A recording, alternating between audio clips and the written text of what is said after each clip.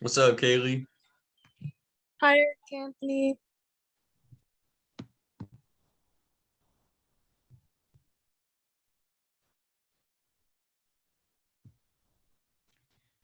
Thank you for being here today. I'm Velma with Equity in Education, former state representative from the 11th District. Ms. Velma, it's very nice to meet you. My name is Eric Anthony Souza Fonsa. I'm with the NAACP. Oh, great. Good to meet you too. Waiting for the others to get in. We have about 46 people that have signed up.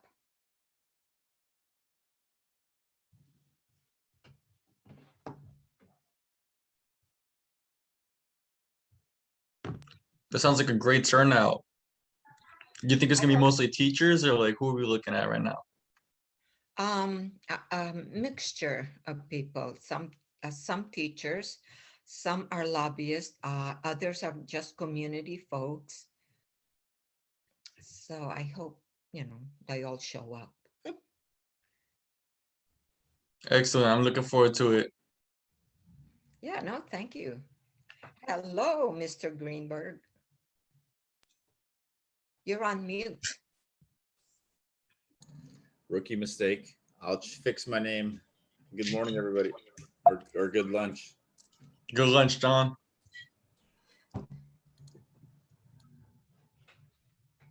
Hi, I'm Teresa Ngar with BEC.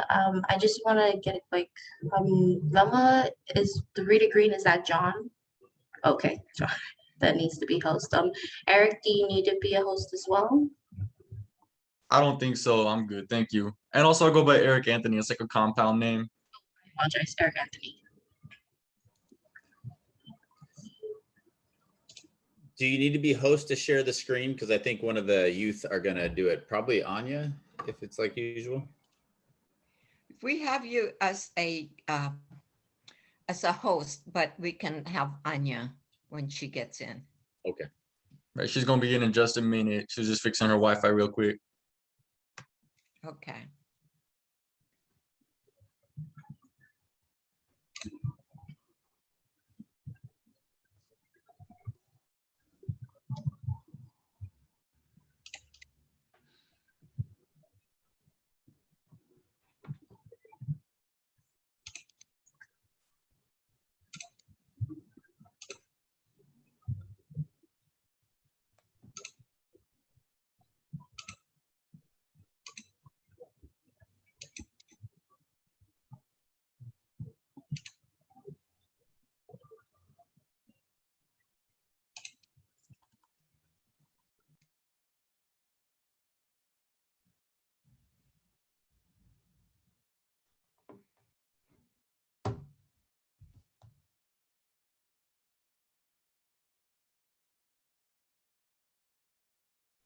Miss Burns, you work with Root of Our Youth, right?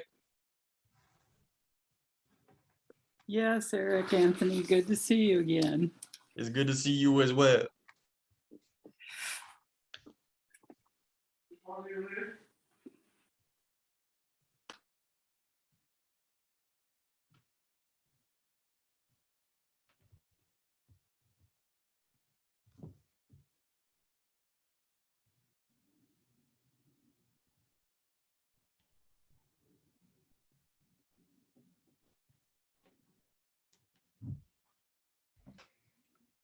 We're just waiting for all the 46 people to show up.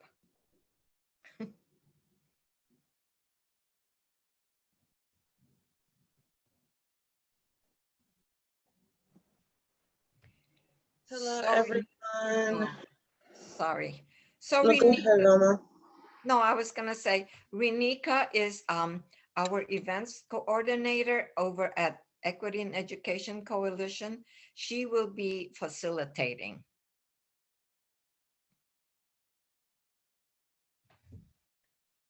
For the, Yes. Do we have all of the students in the presentation ready to go?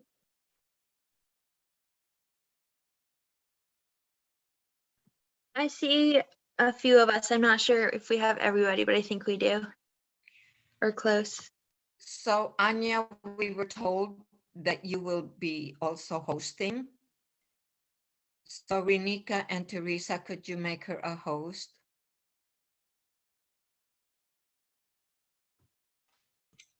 Yes, already done. Thank you.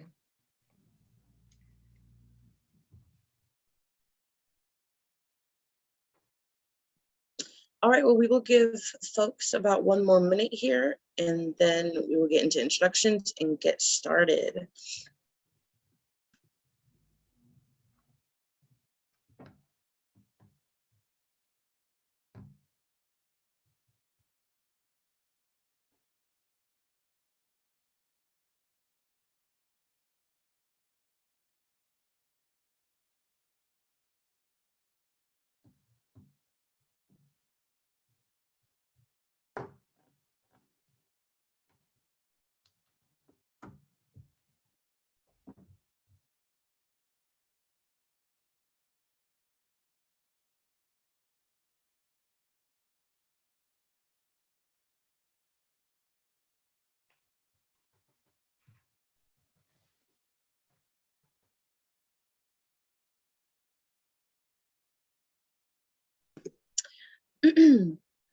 All right, folks. So today, thank you for joining us for our Decolonizing the Classroom Lunch and Learn. We are joined today with the Washington State NAACP Youth Council. And with that, I'm going to hand it over to Anya to start everybody off. And if we could start with introductions, that would be awesome. Thank you so much. So I'm gonna share my screen so you guys can see what I'm seeing. There we go. So I'm Anya Souza Ponce. I'm going into my sophomore year at Ballard High School. I use she, her pronouns, and I'm a member of the NAACP Youth Council. And I will pass on to the next member.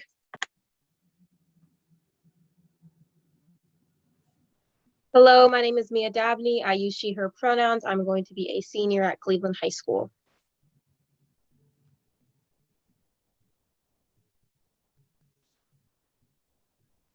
How y'all doing? My name is Eric Anthony Souza Ponce. I use he, him pronouns. I just graduated from Ballard High School and I'm going to be a freshman at the Western Washington University. Hello, everyone. My name is Lavera Brown. I use she, her pronouns, and I'm a sophomore at University of Washington and a graduate from Franklin High School. Hi, I'm Kaylee Young. I go by she, her pronouns, and I'm going to be a senior at Meadowdale High School. Hi, my name's Angeli Dixit, and I use she, her pronouns, and I'm going to be a junior at Liberty High School.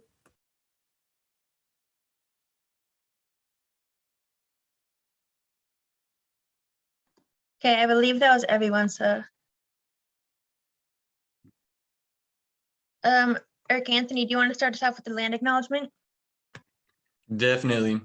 So we'd like to take a moment to recognize that we are on Indigenous land. If you live in the city of Seattle, then you are on Duwamish land. If you are in Western Washington, you live on coastal Salish land. I'm not sure where everyone is at right now, but I'm assuming that's where most of us are.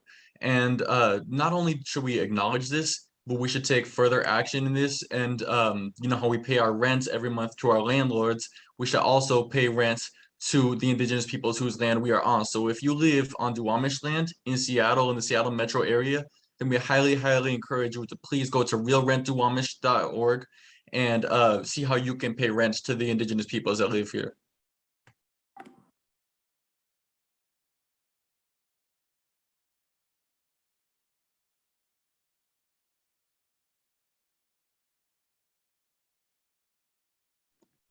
Mia and Lavera, I think you guys were doing this.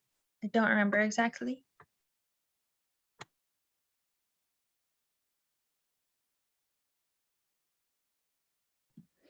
It says just Mia on the notes, but if she's unable to speak, it was just an intro, an introduction to the NAACP, and we're supposed to say our names and pronouns here, but we already did that, so we can move on now.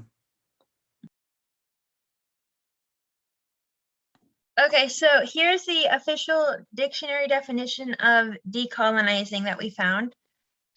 We found it's a verb.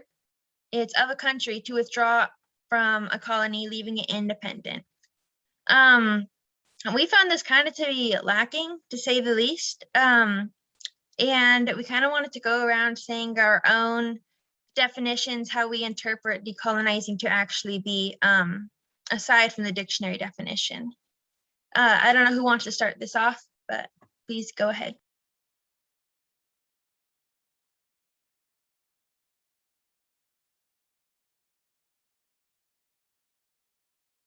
I can start. So to me, decolonizing means to dismantle whatever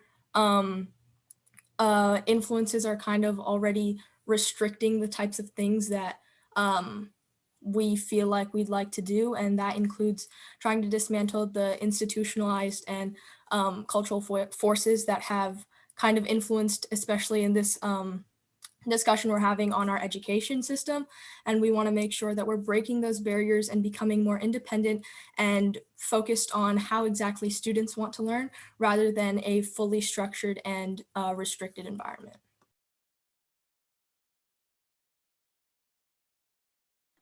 In Really addition, like, oh, sorry, go ahead, go sorry, ahead. okay. I was gonna say, in addition to that, I really like Angeli's definition.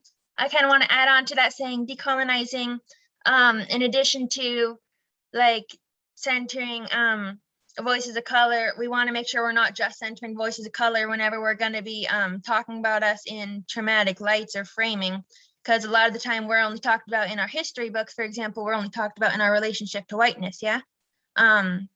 And these are often very traumatic experiences, and we don't actually learn about our successes or see ourselves accurately represented whenever we're learning about ourselves.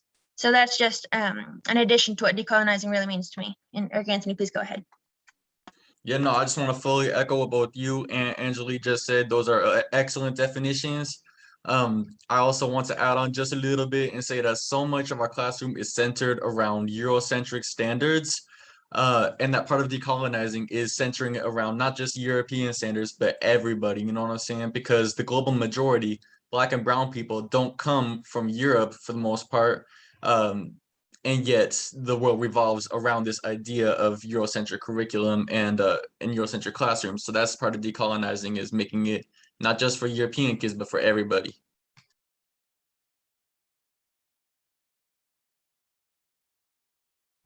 I agree with what everyone has said. I think decolonizing, it comes to like changing how we lead with time, changing how the certain words we use, making sure that they're more accessible to others. And it's literally, it follows what the word means.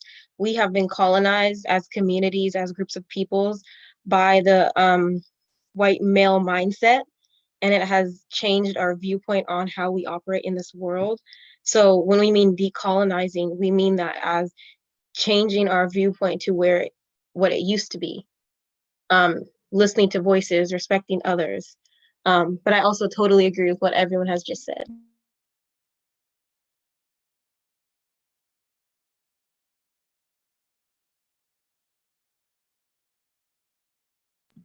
I agree with dang, can I speak today? I agree with I agree with everybody. I'm just saying that. And just adding on, especially what Eric Anthony said about decolonizing the classroom and getting rid of the Eurocentric curriculum and the whitewash history that we're learning now that doesn't even really teach the truth, but teaches it in a scope that kind of paints the white people as the heroes of the story all the time, and as the Black and brown people as kind of like sometimes the villains or the victims. So just changing that narrative and just getting rid of this white scope that we're constantly being fed as Black and brown students. So just changing that and making it a more curriculum that includes everybody and that really tells the truth about history and shows history in different forms and in different viewpoints as well. And I wanted to add on, and I agree with what everybody said too. I think that when we talk about decolonizing the classroom, we have to also think about decolonizing ourselves, teachers, students, everybody in the classroom.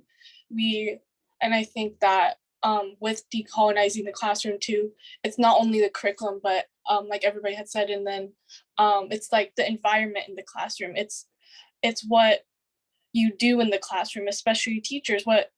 It's not only what you teach, but it's also how you teach it. And it's the way you teach it. Are you listening to what your students are saying, or are you just gonna keep on talking the entire time? And I think that decolonizing the classroom is such a big process.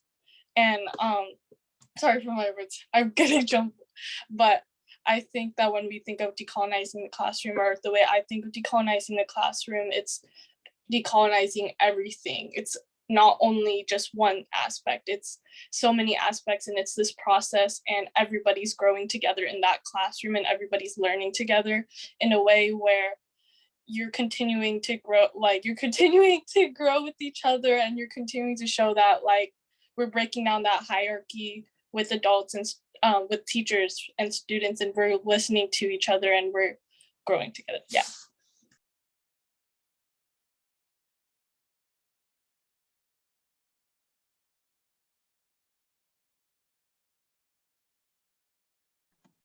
Are you ready for the next slide? I believe so. Yeah, that's what I was just about to say. Okay. Actually, wait, hold up. I don't think Nico has spoken yet. Nico, do you want to add on to any of that, or are you good? No, I think you guys are completely right about what y'all saying. Like, yeah, I don't really have too much to say. I have a lot to say, but not too much. Definitely. Do you want to introduce yourself real quick? We might have accidentally just moved right along with the introductions too. Like, you guys see me? Yes, sir. Yes. Oh yeah, my name is Nico, and shoot, I'm new to the whole NAACP, and I'm glad that I'm working with you guys. I'm actually in a homeless shelter, and I almost forgot that I had the meeting, so I came and joined late and stuff. So sorry about that.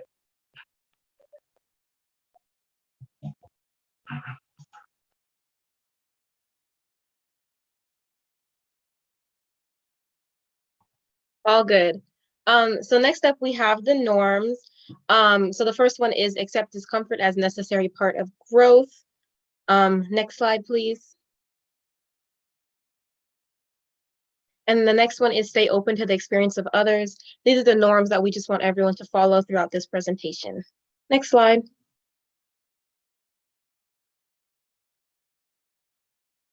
So now we'd like to give just a little bit of backstory of NYC. So we started off as a youth group in I think about 2017. Tell me if I'm right or wrong about that, but I think it's 2017 as a Seattle-based group. And here's us at a couple events like MLK marches. Here's us in Spokane and a couple more events. Next slide. And then here's some articles written about us and all of the amazing work we have done. Next slide. And then here is Rena Matasia and CC Chan. Next slide. And then here is one of our first online meetings, just to see how much work we've done even throughout the pandemic. Next slide. And then here is our recent trip that we took just about a month ago to DC, and just learned a lot about Black history and the work we as a youth group can really do, and inspired a lot of us. So next slide.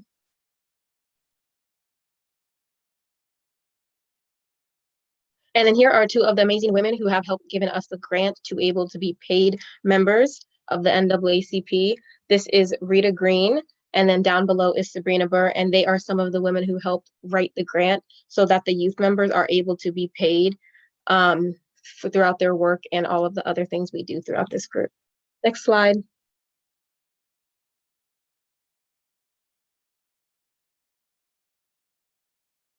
And next up, we're going to go through our demands so you guys can just give an overview of the kind of. So our first demand we have is increased voice of youth, especially BIPOC youth, in decision-making at all levels of public education. So some of the recent work that we've been doing, last February, we got Policy 1250 passed with the Seattle Public School Board. This means that youth will be able to be on the school board this coming school year, actually. This past summer, a group of us have been working to actually implement the policy and get it going. Just kind of flesh out some of the details, and we're really excited to see it grow. Just this morning, we actually presented to the executive committee of the school board, and I believe they said they were going to be moving it along very soon. Our next demand is to mandate thorough and frequent racial equity training. So I'm gonna tell y'all a little story, all right? I just graduated from Ballard High School last spring. And as a senior at Ballard High School about a year ago, I had an English teacher who was a white woman, and she conducted an entire unit based on the text Frankenstein. And let me be clear, there's nothing wrong with the text Frankenstein. It's a classic, right? But as we were reading the text Frankenstein, the unit was centered around the comparison between Frankenstein's monster and Black and brown people. All right, let me say that again. Frankenstein's monster, a subhuman creature made from corpses with a master and a creator, and Black and brown people. We were graded based on how well we defended the assertion that Frankenstein's monster is like us, that we are like this subhuman creature. And questions were asked like, why do they do bad things? I don't go around doing bad things, okay? I play the guitar. I go to my NAACP meeting. I run track and field. I don't go around doing bad things. I'm not a violent person, and neither is anyone else in this group. But just because we are Black and brown, that makes us violent and subhuman people. So I brought up my concerns as one of the only students of color in the class with the teacher.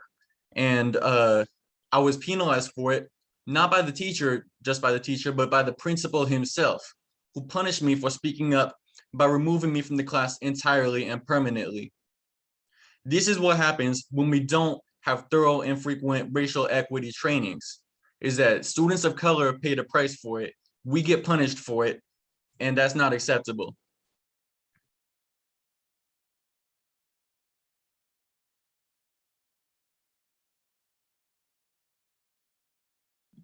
Okay, our next demand is increased access to opportunities in mental health services and financial literacy. This is a really important demand because oftentimes in school, we've been told to prioritize school over our mental health and to, get that assignment turned in 11:59. It's got to be done no matter what you're going through. And we weren't given a lot of leeway, and our mental health is kind of pushed to the side. So this demand is really important. And it's really important for the Black community as well, because in the Black community, mental health is not talked about at all, even though we go through so much. We are supposed to just stay strong and just keep it together. So having this demand kind of gets rid of that stigma and allows us to be human and to feel our emotions and to know that, it's okay to get help for your mental health.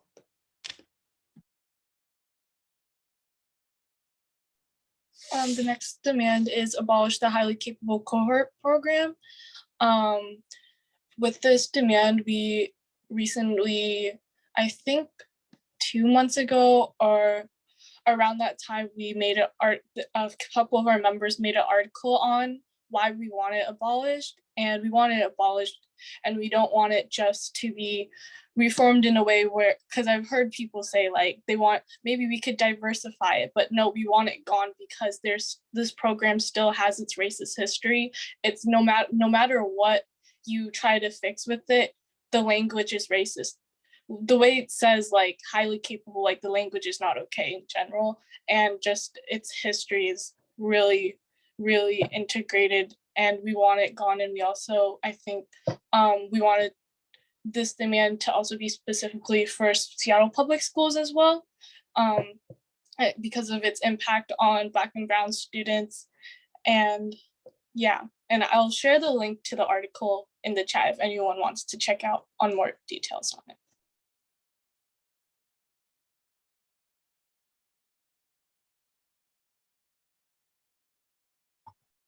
Next demand we have is for Black Lives Matter at school actions, including Year of Purpose. So with this demand, pretty much we want to make sure that the Black experience and then the amazing history that Black students have is like taught to us. A lot of our Black studies curriculum that we should be getting taught is not being taught to us currently. So making sure that we're emphasizing that this year of purpose is being taught to students K through 12 is very important to us. And I'll pass it on to Lavira. Yeah, just adding on to what Mia said, this year of purpose takes I just want to say, like, the curriculum that we have now for teaching like Black history, it's very just kind of, I don't know, it just doesn't do what it's supposed to do. So taking this, curriculum with the year of purpose allows that curriculum to be stretched out more and to have more time to dive deeper into things, because a lot of times students have questions, or there's just so much more to our history than Martin, Rosa, and a little bit of Malcolm. So having this year of purpose allows us to really dive deeper into that and to learn a lot more and to, learn about our identity as a Black student, or for other students to learn about, the Black identity as well. So it just really expands that curriculum. Adding on to what Lavira, you just inspired me. Oh, can we go back real quick? Sorry, all good. Oh no, you're all good. I just wanted to say that it's also really important to have the year of purpose, because it pushes teachers who are scared to teach about Black history, other than just doing celebrating it for the shortest month of the year in February. So it pushes them to try and shift the focus on more than just a month. And then these next slides are just some of the days throughout the school year that the year of purpose is celebrated on and what they are. I'll pause for a moment so you guys can take screenshots or whatever and go over them when we finish.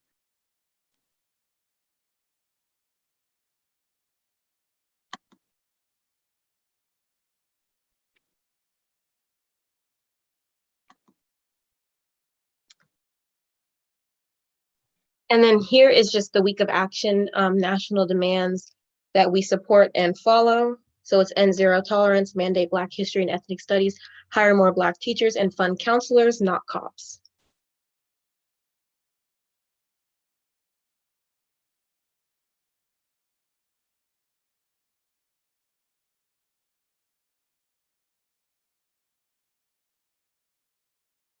To the week of action and the year of purpose, which is incorporate restorative justice practices in police-free schools instead of problematic, outdated discipline practices. So I go to Cleveland High School, and we actually have restorative justice, and we also have 2 paid restorative justice leaders who are paid through SPS, and it has changed the entire community from what I have noticed, and it has changed my perspective on like education and community in general. Based on the way we have restorative justice, students are able to communicate with adults, parents, teachers, everyone, and learn how to approach a situation that has been negatively impacted them, but turn it into a way that is positive and beneficial for their education, for their environment, and for their community in general. And it is such a positive way that I think it should be mandated to have restorative justice in all schools, because of the importance it has on the community, and it builds so many connections and bonds that have been broken, and it really does restore the community, from experience too, because I have been in a circle several times, and it has made my classroom experience a lot better. And I'll pass it on to Eric Anthony. Thank you, Mia. Unfortunately, I did not go to Cleveland High School. I've never been at a school that's implemented restorative justice. I have been at predominantly white schools for almost all of my education. And in every school, Black and brown kids are disproportionately disciplined as opposed to our white peers. In middle school, I was sent to the office about once a week on average. Bear in mind, in the entire grade, there were 2 other Latinos, there were 2 Black kids, there was a handful of East Asian kids, and there was 1 South Asian dude, and that was it for students of color. And we were always the ones that were in the principal's office. In 8th grade, we got a new assistant principal. He was a young Black man, and I thought, I'm gonna get to know this dude pretty well when I get sent to the office this year. In the first week of school, I got sent to the office for making a joke about how Donald Trump looks orange. That's what they were sending me in there for. And I sat down with the vice principal. I said, you probably heard about me. He said, I don't know about you. and he gestures, excuse me, to a stack of files, and he says, "That's all the disciplinary records in that school. I'm not even going to look at those because I already know exactly what's going to be in them." And then he introduced himself and he asked me about myself. And we just started talking about our interests and what we were into. And he asked me eventually, "So why are you in this office? What did you do?" And I told him I made a joke that Donald Trump looks orange. So it's 2016 and Donald Trump was running for president and I thought he looked orange. So I ended up in the office. And we just talked about the problem. We talked about solutions to the problem. And it was not a punishment, it was problem solving. And that's what restorative justice is all about. Not penalizing Black and brown kids, but solving the problem together through communication.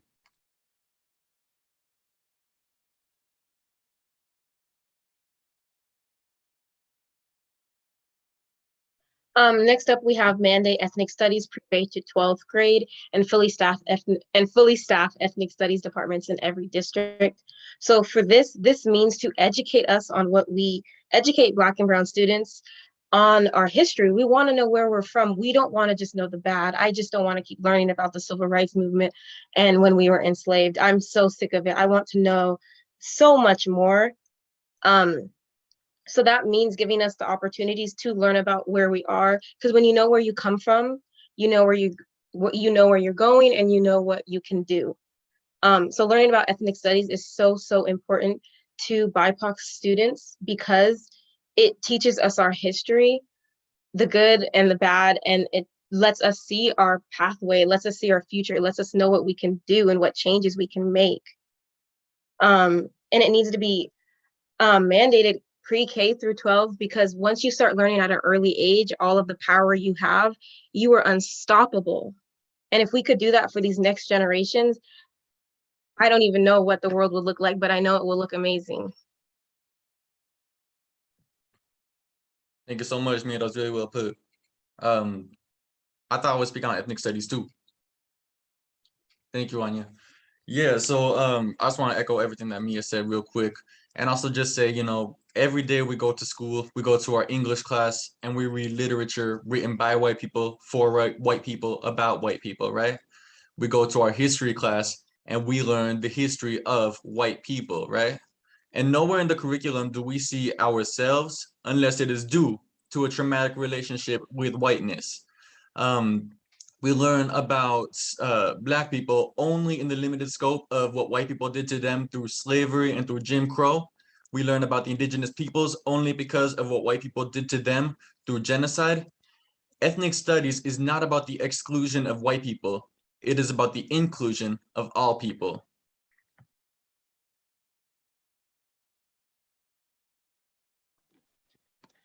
It's very well documented. I believe the ACLU has some studies on this, that whenever you fund counselors, not cops, attendance rates go up, graduation rates go up, grades go up. Whenever you feel safe in your schools, like success rises, right? Counselors, this kind of goes with the restorative justice demand, yeah? So whenever you have counselors, you feel safe, you feel like you have someone to talk to, you have somewhere to go if you don't feel safe. But cops, like, they're walking around, they're all scary, you know, anyone can, any like white teacher can call them on you if you make them feel uncomfortable. It's very well documented that funding counselors and not cops can just make everything so much better in schools, and like with students' personal lives too. If I could add on to that just a little bit. And as we've been speaking about previously, so many Black and brown students, the history that they've learned about themselves has been in relation to the trauma that goes hand in hand with whiteness.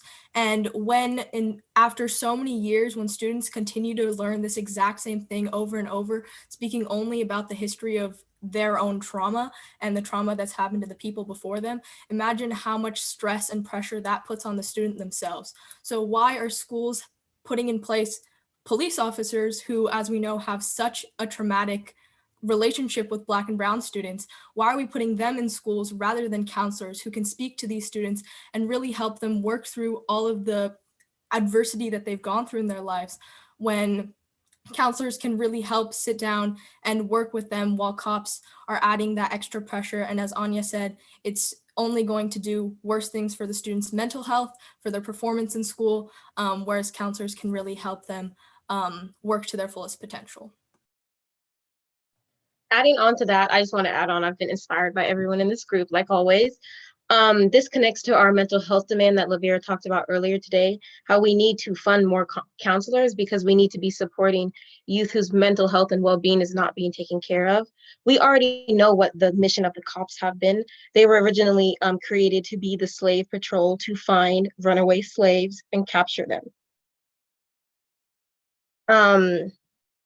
That being said, why would we continue to put them with our youth in the same buildings as our youth? They are not being protected. They're not feeling safe. They're not feeling respected as human beings. So when we mean fund counselors, not cops, we mean we want to take care of the youth as a whole person, not just a student.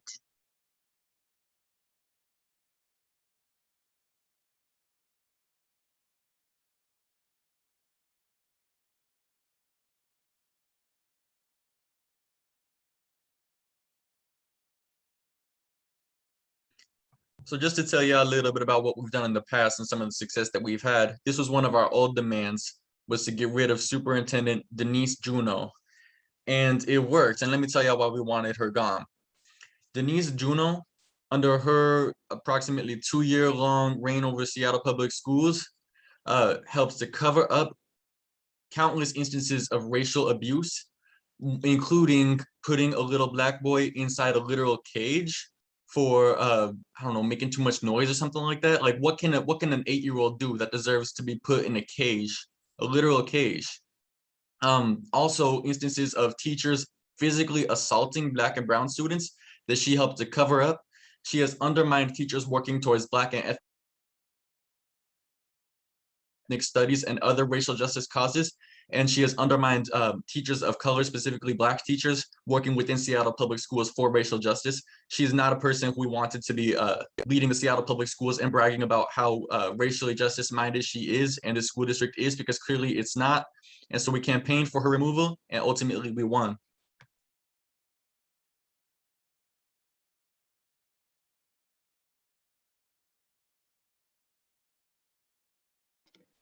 So now we're going to move on to this panel discussion. The first question is, how do ethnic studies play a role in decolonizing our curriculum? And then with this discussion, feel free to unmute or put your words in the chat, whatever feels comfortable for you. This is a safe space.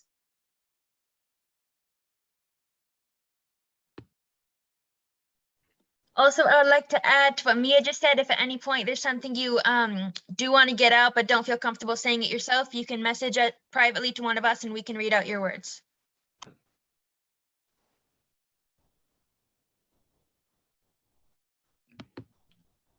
So this is Velma.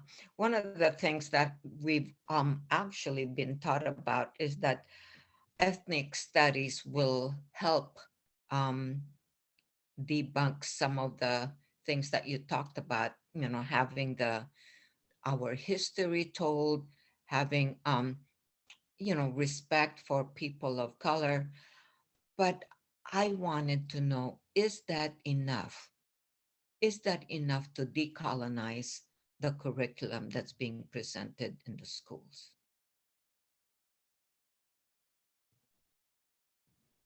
If I may, I think that's a really good question. Oh, sorry, go ahead. Go ahead. No, I'll let you go first and then I'll go. All right. Ethnic studies is theoretically centered a lot around the curriculum, as far as from what we've seen, or from what I've seen personally. I can't speak to the other members. And the curriculum is super, super important for decolonizing the classroom. To have a decolonized classroom, you must decolonize the curriculum. However, it is not enough just to have ethnic studies. You must also implement other decolonial and anti-racist practices, such as restorative justice, such as funding counselors and not police officers, and these other measures that we have been promoting. So it's definitely going to help a lot to have ethnic studies. However, there are other things that are needed as well to fully decolonize the classroom. Thank you. And adding on to that, I agree with studies. What we want to mandate it K through 12, and that's the first step. And it hasn't even been met yet. And that's our goal currently, but there's so many other steps that we want to add into the education system as we go on as a group. And I know other people do too. So for example, like Eric Anthony said, restorative justice, and so many other things, funding counselors, not cops, making sure that students' well-being is being taken care of, and so many other aspects, making sure that youth are part of the conversations about our education and our future. Because the first step is understanding that education is power. Education gets you so far. Knowing your history, knowing where you come from, sets you up for success. So ethnic studies and mandating it is the first step, but there are so many steps to come after that. Yeah, and I just want to add on to what Mia and Eric Anthony said about how ethnic studies is the first step, but it's not enough, because even when you do have ethnic studies being taught in the curriculum, the teacher who's teaching it also plays a big role in that as well. This kind of ties into the second question as well, but because you can have a really good ethnic studies curriculum that teaches, a lot, but if the teacher who is teaching it is not for it, or is just, has ways that they teach it that are just not acceptable, it's not going to be as effective as a teacher who truly understands the material they're teaching and truly understands the impact of the material they're teaching. So the teacher who's teaching it also plays a major role, because I've taken a history class and we kind of learn about Black history outside of the standard history, like the standard way that we usually learn. And we learned about more like Black leaders, but the teacher who taught it was not a good teacher and would still make racist remarks and racist jokes, but think that he was doing such a good job and think he was such a good he was a white teacher, think he was such a good ally because, oh my gosh, I'm teaching this stuff off the book. Like, I know what I'm doing, like that or this, that or that, but he was not a good teacher either way. Even if he was teaching all this great stuff, the way he was teaching it was not acceptable. So the teacher who's teaching the material matters, and the way they teach it matters as well. I absolutely want to echo what Lavera just said. I've had many teachers trying to facilitate conversations they were in no way ready or prepared or qualified to facilitate. They ended up making me, as a person of color, feel very uncomfortable sitting in their classroom with these other students saying these different things. I've had these students asking completely racist and horrible questions, and the student either agreeing with them or not knowing how to back it up, or not knowing what to say at all. So either I would have to come in, expend further emotional labor and correct them, and possibly have the teacher even argue with me, or just I would not say anything, just sit there and let people say these things, which is just equally as bad. Yeah, probably worse. Yeah, and adding on to what everybody had said, which I agreed with, I think that most of the demands all the demands that we highlighted play a big role into the process of decolonizing the classroom and decolonizing all classrooms in general. And I think that especially like what Anya and Lavera had talked about with who is teaching the curriculum, because you can get the right stuff, and I think that that's also why we want to mandate thorough and frequent anti-racist or racial equity training, because as much as a teacher could think that they are ready to teach stuff, there's still stuff that they can grow and they could learn on. And I think that that's why we want it mandated, because it's not only for the teachers that are like blatantly racist, but it's also for the white teachers that they think that they're an ally, but they probably aren't. And I think that all of our demands that we had just went through, they connect in a way, they all kind of like connect like string to decolonizing the classroom.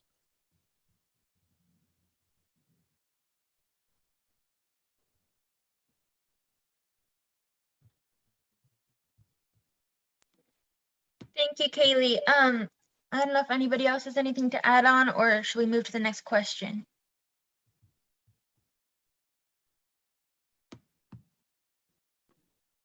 Our next question is, how can we make sure ethnic studies or subjects are not taught in a colonized way? And how do we implement storytelling, community voice, and shared experiences in teaching ethnic studies?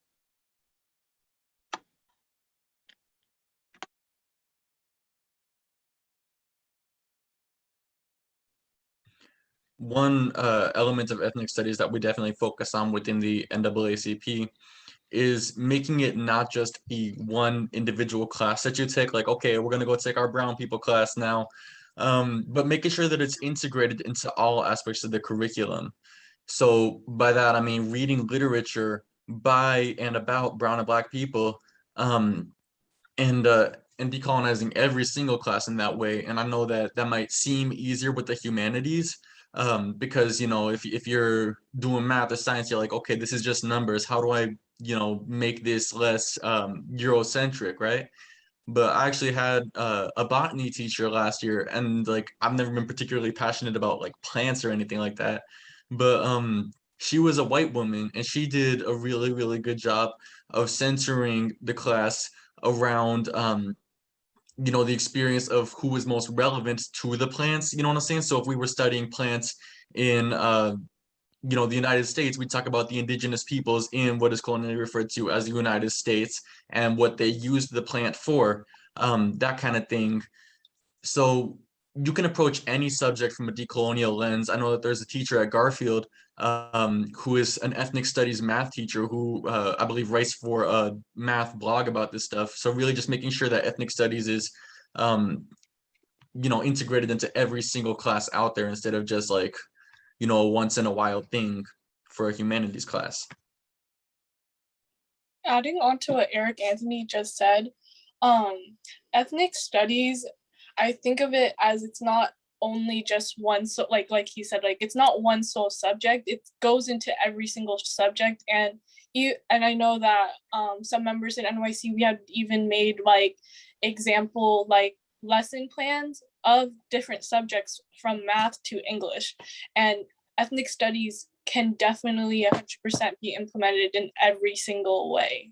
It can even probably be implemented in like in any class in general or that you could think of, because of the way that the curriculum is. I think that many people might think that it's just, it's just only one class, but no, it can be in every single classroom. It can be in any single grade, from kindergarten, from preschool to literally to college class even.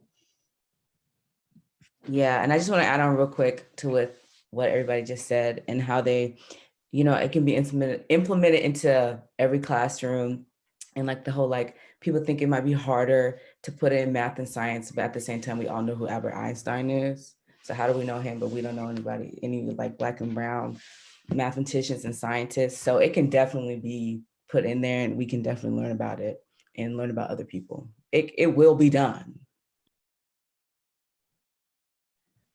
I have two more things to add. One of them, I saw someone asked a question about a math class, how to make it like ethnic studies. I have an example from pretty recently. I was working with a few members of NYC and some teachers in training at the University of Washington at the STEP program. We were going over, like, they were presenting us their classes and we were just giving them feedback, right? And in the STEM class, they had us, they taught us about Hanford, which is like very, very, very southeastern Washington. It's a reservation that the government used as like a nuclear power plant, totally trashed it, and then gave it to the indigenous peoples. And so the STEP program, like these STEM students, they taught us about the harmful effects of radiation. They had us calculate out the half-life to see how long some of the radioactive materials would last and still be harmful, how it would affect the environment, the people living there, everything like that. The second thing I wanted to bring up about ethnic studies, I know I'm going to be talking about it later too. Diving a little bit deeper, it's into the language we use. We got to be really conscious. About the language that we're using. So, for example, not calling students of color minorities. We are not minorities, we are minoritized. It's not using a passive voice, right? We are the global majority. Also, not calling us different. That one's kind of an obvious one, but I've still heard it many times. I've heard icebreakers like, what's the weirdest food you've ever eaten? Which just ends up being people saying racist or xenophobic answers, just trying to be cute, So it's really important to be actually watching the language we're using, making sure that it's not centering whiteness, creating white people and then everybody else. Also adding on to like Anya's examples, just to answer the question about like how can you implement ethnic studies into math, I know that like NYC, we did a professional development training, and I was working on the subject of math with some other members, and we actually developed like different word problems or story problems that connect to real life situations, and you can do that with also connecting to what actions you can take at the end. And I think that's something really important that I think needs to be seen in different classrooms, because we can take math, but we can also talk about defunding and funding and having those conversations while we're still learning those the way like math problems and things like that.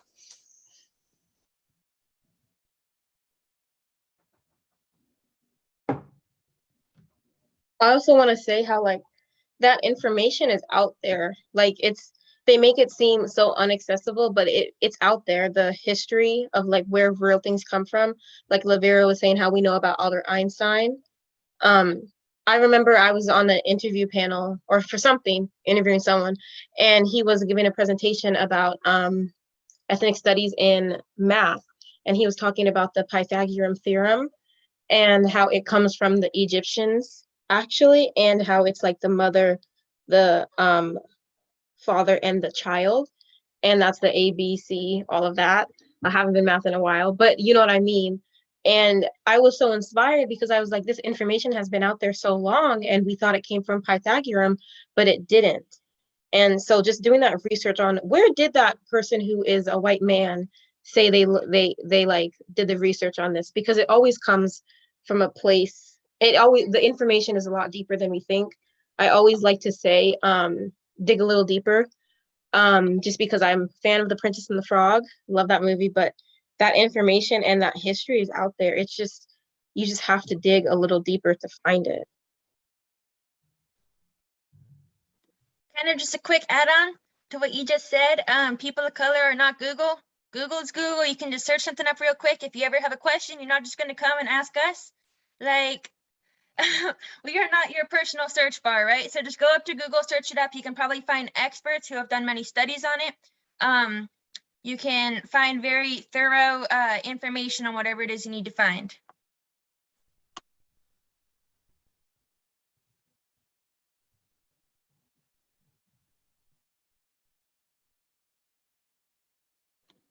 Unless anyone has anything else they want to add, we can move on to the next question. I'm just going to give a moment in case anyone needs to unmute. Okay, our next question is, how do we empower our BIPOC to have our own education that is not the white default?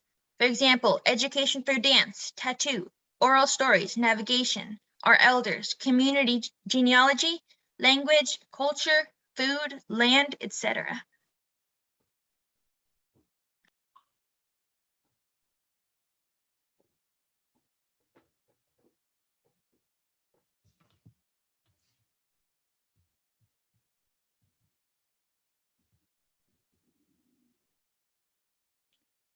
One of the things I want to add to this question is the issue of hip hop, because I think it provides a certain history and struggle that people go through, but they don't recognize it.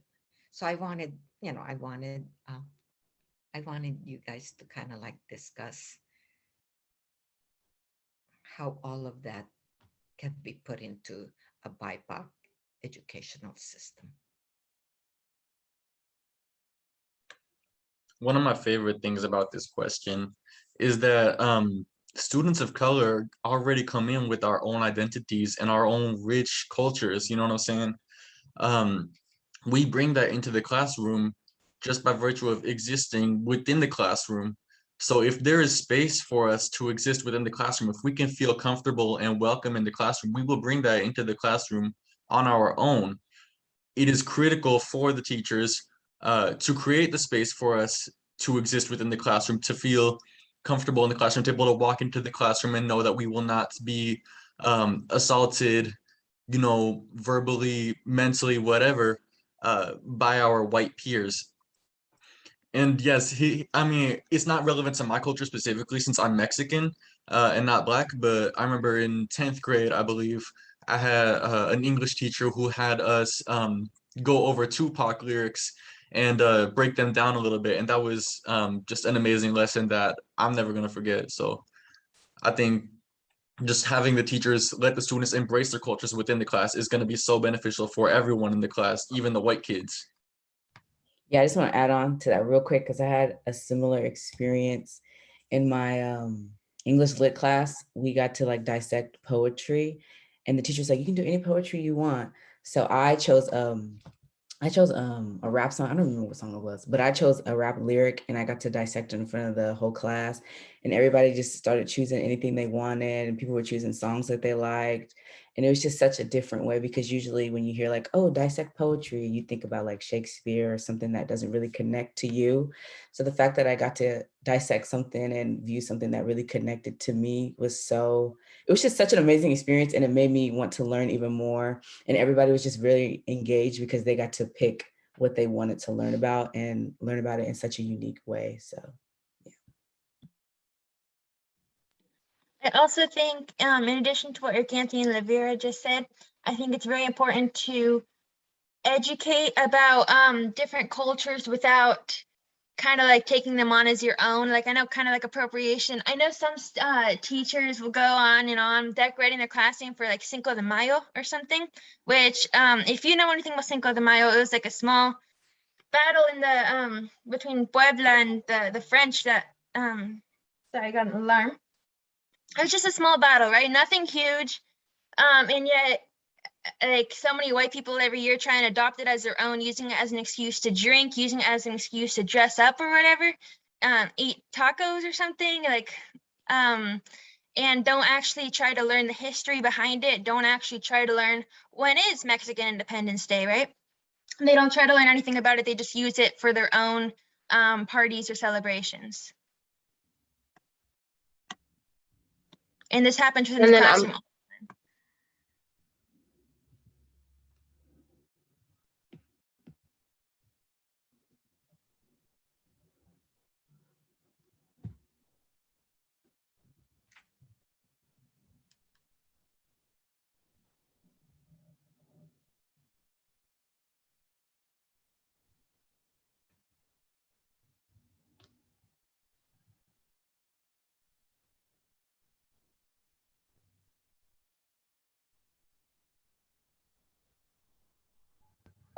With also, unless someone has something to say, because I did hear someone unmute earlier, so I can always go after. But I think I'll go now. But with kind of like teaching about culture and having students connect with their own culture and share that, I think something that's really important that I notice is that sometimes teachers will try to put that in their classrooms, but they'll put that for like a 1 week thing, and then next week we go back to learning about white people for like 3 months, for like the rest of the school year even. And I think that's really important to be consistent with that, and to make sure that it's not just a one-time thing, but make sure that it's a thing where it's going to continue to happen for students to continue to learn and to continue to feel empowered in their classroom, and not feel empowered for like what multicultural week at their school, but instead feel empowered in the classroom all the time. And I think that's super important, especially with the way things should transition into learning, with the curriculum and with the environment as well. When you're teaching about culture, when you're teaching a lesson where students are able to talk about their own culture and share with the classroom. Yeah. Sorry. I think a really important first step in that is giving students some form of autonomy to kind of pick and choose what it is they feel is important to them. And that will not only have students enjoy what they're learning about more, but it'll also help educate the rest of the class as well if a student is talking about something that they're passionate about. So I believe Lavera was saying earlier how when her teacher was able to like let them choose whatever poetry they wanted to analyze, I'm sure it was so much more enjoyable to speak about that and something that connected to you rather than the teacher assigning something and saying, this is what you have to analyze, this is what you have to talk about, this is exactly what you need to do step by step. Whereas giving students that flexibility to learn and speak about the things that are important to them and what resonate with them and their culture, that would be so much more beneficial to everyone in the classroom. Yes, I totally agree. And I would also say for educators as well, honestly, like it's really, you really just have to put yourself out there. Like you don't have to follow curriculum. There's not certain steps that you have to take.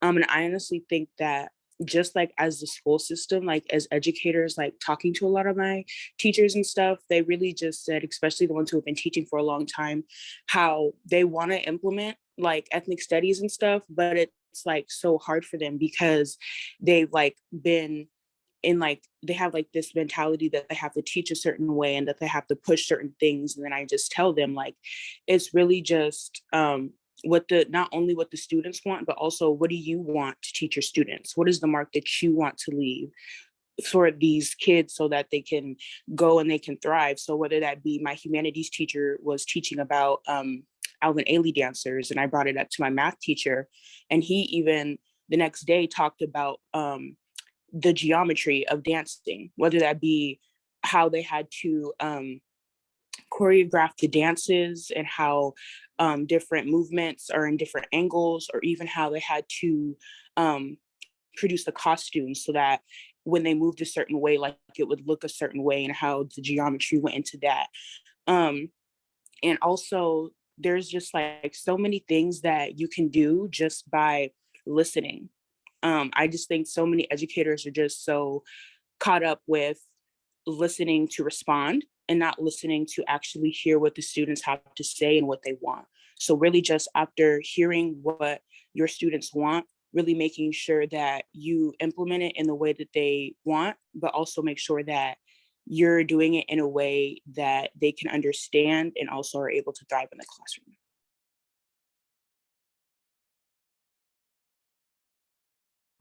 I also feel like it's really important to acknowledge that like when you're teaching your class, either if it's like first, second, third, fourth, like for example, your first period class, that's you like your class together with your students. It's not like this is my class of students. No, this is your class that you share with your students to help them grow and to help them become better people. So I just wanted to add on to what everyone else has said so beautifully.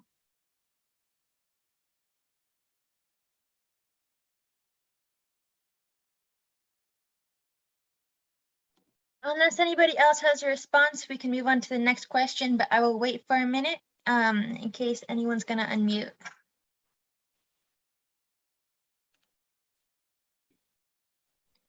So our next question is, what are some policies you would like to see brought to this upcoming legislative session and passed in regards to changing the curriculum towards decolonized learning?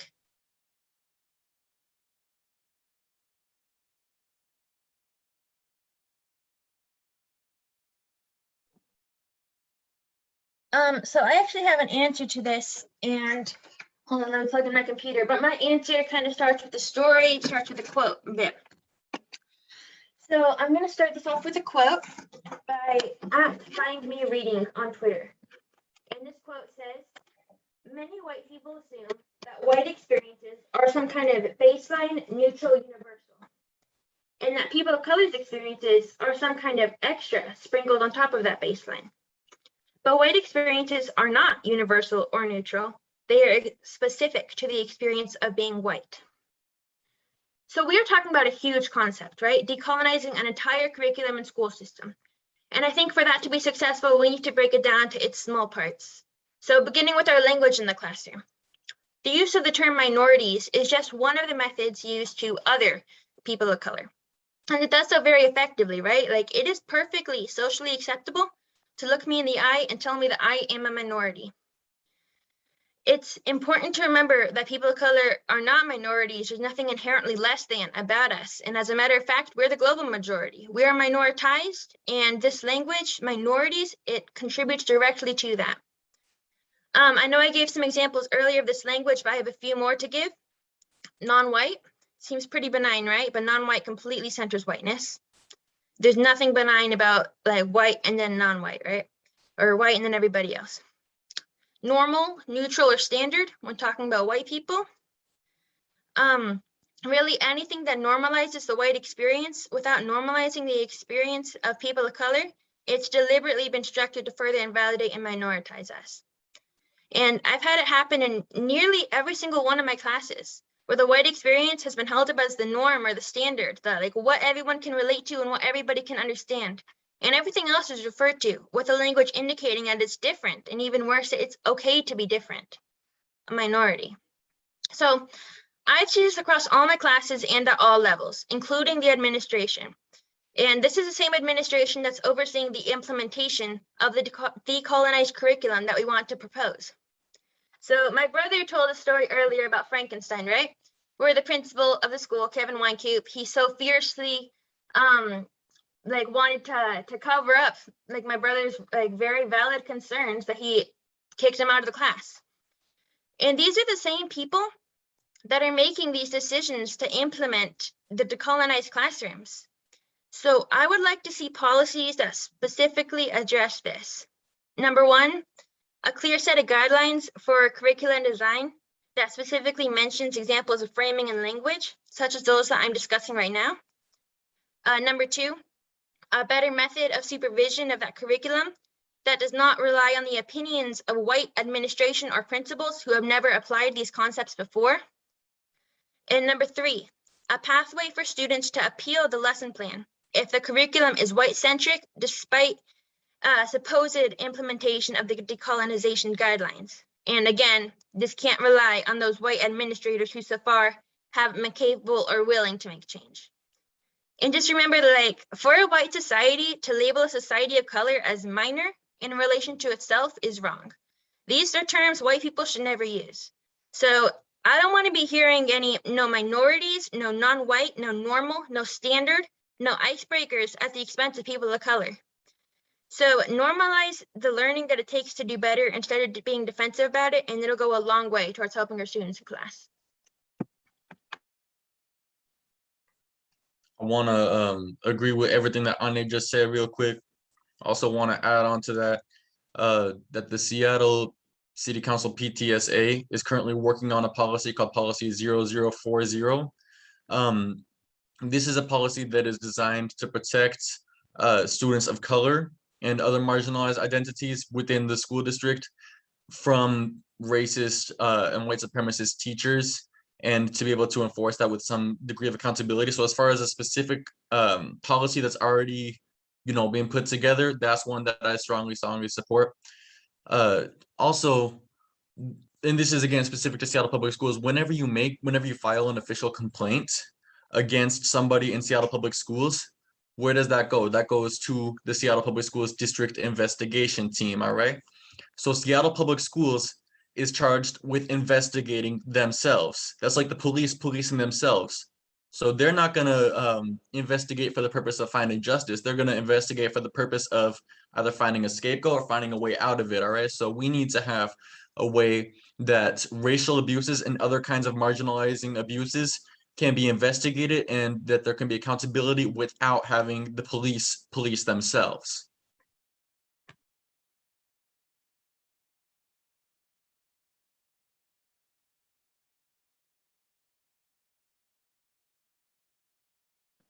I'm sorry, did that just stop screen sharing? I'll reshare.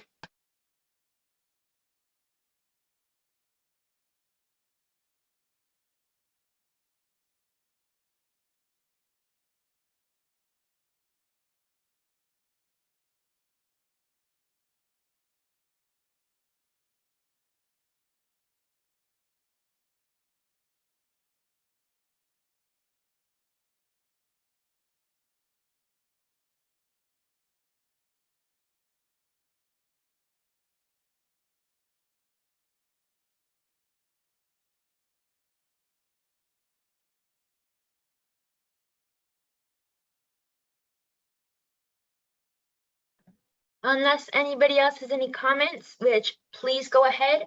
We can move on to the next question. I just want to make sure we're leaving space for everyone to get in what they want to say.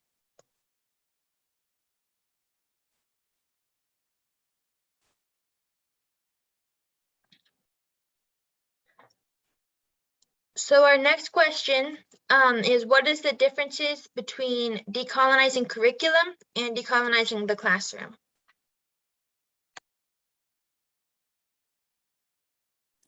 I guess I can answer this one. I would say like the first thing, especially like as a person with like learning disabilities, I really wish my teachers would have understand that everybody learns different, and that even though like you switch up the curriculum or you ask students what they want, it still might not be enough. Like there still might be different ways that you need to cater to different students. There still might be ways that you need to break stuff down. But one thing that really is still colonized in the classroom is that everybody has to learn a certain way, and that everybody has to turn this in at this time or do this or do that. And that's one of the things that still is really I can't find the word, but that's it's not fair for students that don't learn the same as other students. It's not fair for students who have 2 or 3 jobs to provide for their families. So it's honestly just like, although you, so when you think that you've done enough, evaluate to see what else can you do, or even just ask your students questions like, what else do you think I need to do, or is there anything I can do to help you? Don't ever assume that you've done enough. Always always have the mindset that there's always just a little bit more that you could do.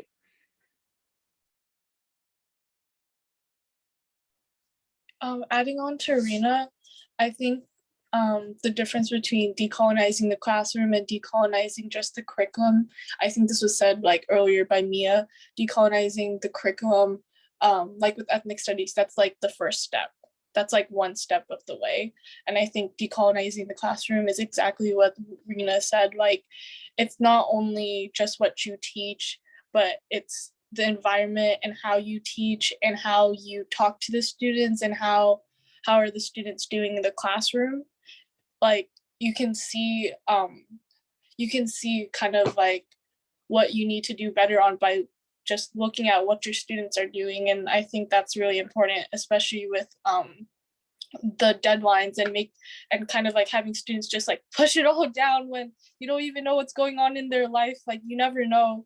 And I think that's one thing about decolonizing the classroom is like this is kind of what like Rena said, but just like everybody is at a different like pace. Everybody's at a different place in life. You don't know what's going on, and I think that's super important, especially dealing with mental health in the classroom too. And I think that there just needs to be a space where it just shows that we're not all on like the same level, but we are all in different places and we all learn in different styles and ways, and that's totally okay.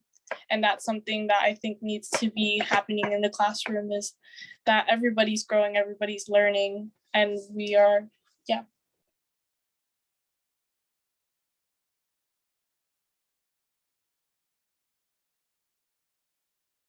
Yeah, I completely agree with what's been said. And to add on, the content itself that's being taught in the classroom, while yes, that's a huge part and it's extremely important, the way that it's taught to the students is worlds more important, because even if you have a solid curriculum and something that is really effective in our effort to decolonize, if the way it's being taught doesn't match up with that, it's essentially useless, because you can have an amazing curriculum, but you can have it being taught in a not so amazing way, which just counteracts the whole purpose of trying to decolonize with the curriculum. And it's so important that teachers are able to connect with their students beyond just how they're teaching in the classroom. Like Kaylee and Rena were saying, it's so important to get to know your students and know what they're going through so that they feel safe and comfortable in the classroom environment and are able to learn to their fullest potential without the stress of deadlines and trying to meet teachers' expectations.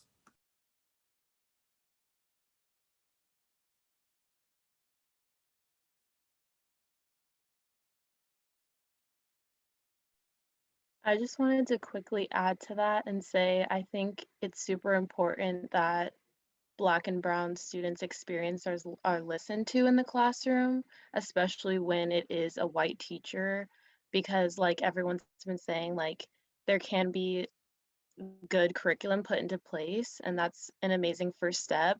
But I think it's really important to create that safe space, especially for BIPOC students, to know that they can actually have a space to have open discussion with their teachers and with their staff. And I think that's a really big part of just decolonizing the classroom.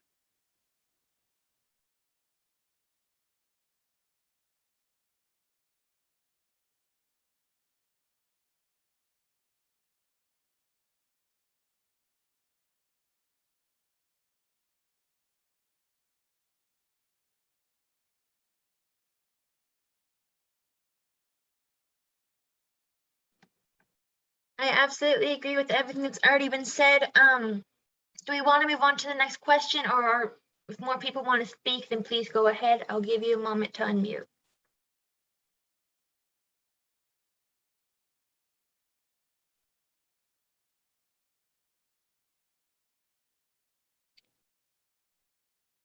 Okay, I'm not sure if we have time to do these last few questions. We were still planning on doing breakout rooms. I don't know what everyone thinks.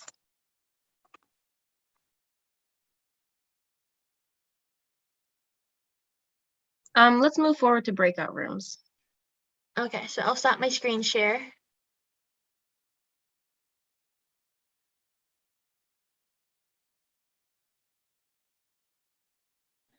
And hold on, can I do it? Give me one moment and I'll separate everyone into breakout rooms.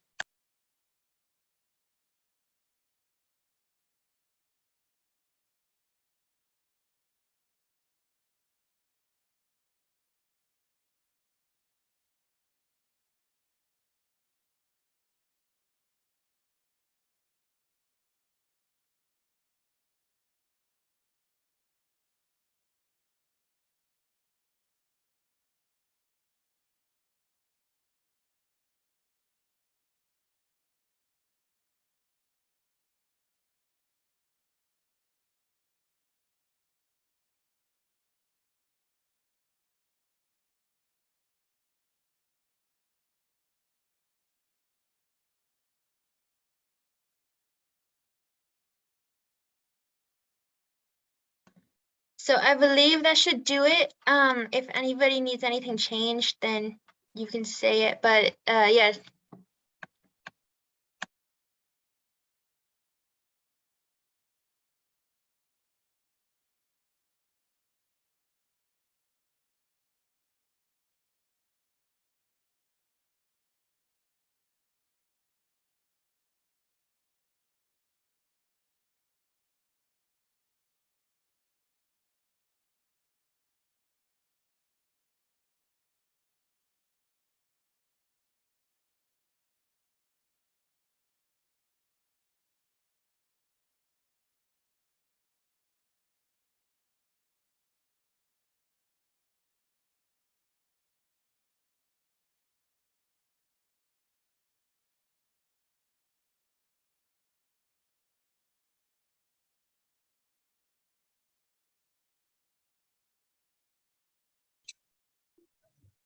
Hi, John. Are we in a breakout room? No, I don't know if this is recording. No, I just didn't join the breakout room. Oh, I think we're not in the breakout room. okay, got it. But there should be a window that says you can jump in. Yeah, I'm gonna try and see if I can jump on it. I'm just gonna grab the eval just to make sure that we get some feedback from this. It's just a bare minimum. I think we should.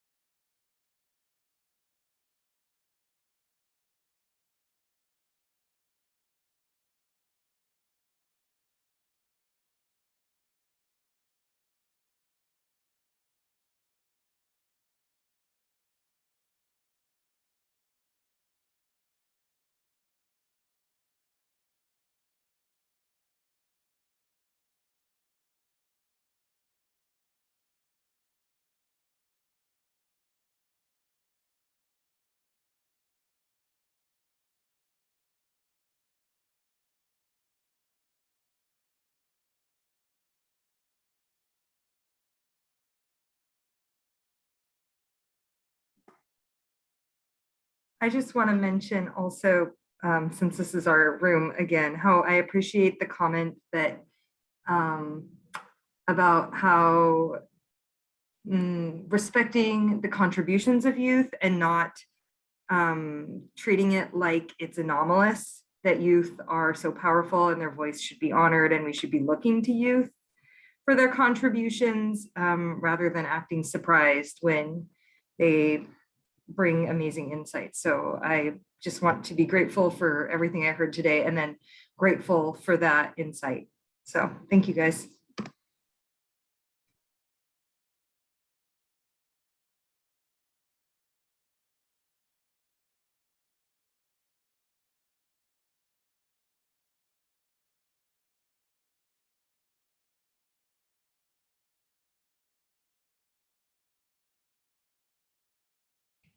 I just filled out your form and it asks, what are you willing to do about all this? And I would work to bring you to my community and also any kind of policy. I'm a former state representative, and if you have any kind of policy that you would like me to support or bring into the legislature, I'm open to it. And it was a powerful presentation. Thank you so much. That means a lot to us. Thank you so much for your support. It's been really cool speaking here.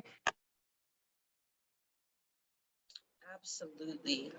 Thank you all so much for being here today. I know we are a couple minutes over time, but I think that that's okay. And so I just want to say on behalf of the Equine Education Coalition, thank you so much to all of our youth who were able to be on the call with us and for that amazing presentation and just really thought-provoking discussion. And, you know, there was a lot of things that were discussed from y'all that we've talked about in our organization. So just, you know, to hear it from the youth and know that y'all are thinking these same things and are on kind of like the same thought process as us is refreshing and exciting to see and to hear. So thank you so much. Again, we very much appreciate y'all being here. And yeah, please, folks, if you have not had time to complete that short feedback form, please go ahead and do that for everyone. And if anyone on the council or Velma or John would like to say anything before we close out.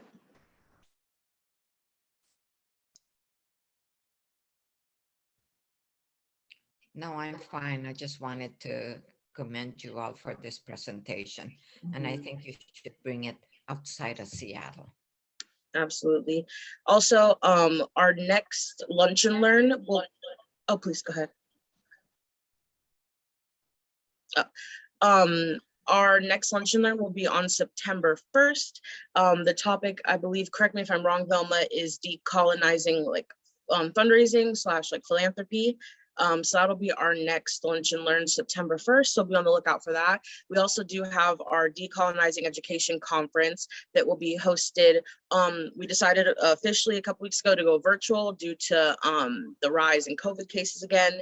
So that will be November 3rd through the 5th. Check out our Facebook page or send us an email. Check out our conference website as well as our EEC website for more information.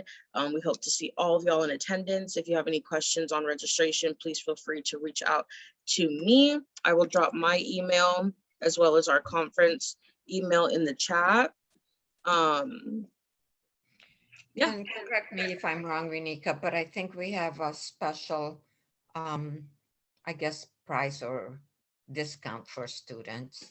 Yeah, for students, tickets are $20. Again, if you have any issues with or questions in regards to registration, please reach out to me or the conference email, which is also more than likely me.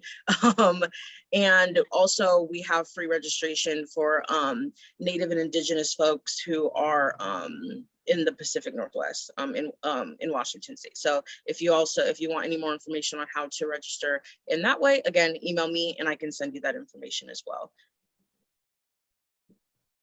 So yeah, thank you so much everyone for being here. We really appreciate it. Thank you all for having us. Thank you so much for having us. Much. Yes. Get some Thank lunch, you. enjoy your day. Thank you. Thank you very much. Where will I be able to access the recording of this? I know some people couldn't make it, but they wanted to go. Yes, so once we're out of this meeting, I will download this to our YouTube channel where we post all of our lunch and learns, and I can send that link to Velma and to John to give out to y'all, because I do not believe I have all y'all's individual emails. But yeah, I can send that out today. Perfect. Thank you. Mhm. All right. Have a good day. Bye. Bye. All right, thanks so much, y'all. Thank you. Yeah, thank you. Have a blessed day. You as well.